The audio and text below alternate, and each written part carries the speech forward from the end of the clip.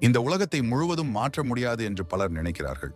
ஆனால் ஒரு சிறிய உதவி ஒரே ஒரு மனிதரின் வாழ்க்கையை முழுவதுமாக மாற்ற முடியும். இந்த வீடியோவில் நீங்கள் பார்க்க போகும் கதை ஒரு சாதாரண மனிதன் எடுத்த சிறிய முடிவு எப்படி நூற்றுக்கணக்கான உயிர்களின் விதியை மாற்றியது என்பதை காட்டுகிறது. நீங்கள் சோர்வாக இருந்தாலும், உங்களுக்கு யாரும் புரியவில்லை என்று நினைத்தாலும், இந்த வீடியோ உங்களுக்கான ஒரு நினைவூட்டல். சிறிய செயல் சமம் பெரிய மாற்றம், ஒரு புன்னகை சமம் ஒரு புதிய வாழ்க்கை, ஒரு உதவி சமம் ஒரு எதிர்காலம். இந்த வீடியோ உங்களை தொடுந்தால் லைக் செய்யவும் பகிரவும். நாம் எல்லோரும் சேர்ந்து நல்லதை பரப்பலாம். அவன் பெயர் கார்த்தி. ஒரு சாதாரண குடும்பம், பெரிய கனவுகள், ஆனா தொடர்ந்து தோல்விகள். வேலைக்கு போனால் வேலை கிடைக்கவில்லை, தொழில் ஆரம்பித்தால் நஷ்டம், நண்பர்கள் கூட ரொம்ப தூரம். ஒரு மாலை பொழுதில் மழை பெய்து கொண்டிருந்தது. அவன் தனியா கடற்கரையோரம் நடந்து கொண்டிருந்தான். நான் ஏன் இவ்வளவு தோல்வி? எனக்கு வாழ்க்கை ஏன் சிரிக்கல? அந்த நேரம் ஒரு சிறிய சத்தம். ஒரு 8 வயது பையன் குப்பை தொட்டியில் இருந்து பிளாஸ்டிக் எடுக்கிறான்.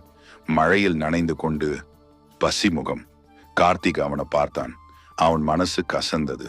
அவன் அருகே போய் கேட்டான், ஏன் இப்படி என்று கேட்டான்.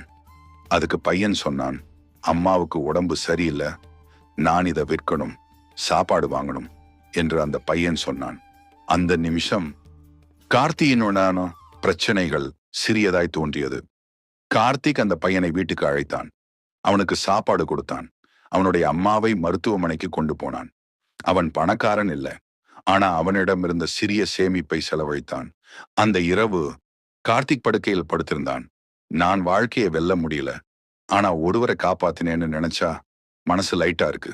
அடுத்த நாள் அவன் ஒரு முடிவு எடுத்தான். நான் பெரியவனாக வேண்டாம், ஆனா உதவி செய்யக்கூடிய மனிதனாக இருப்பேன். கார்த்தி வார இறுதிகளில் சாலையில் வேலை செய்யும் குழந்தைகளை சேர்த்து படிக்க கற்றுக் கொடுக்க ஆரம்பித்தான்.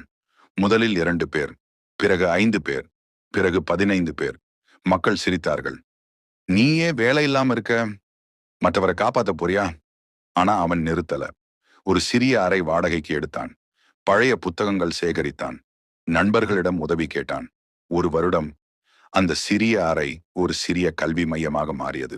ஒரு நாள் அந்த மையம் மூடப்பட போகிறது. பணம் இல்லை, கட்டிடம் காலி செய்ய சொல்லிவிட்டார்கள்.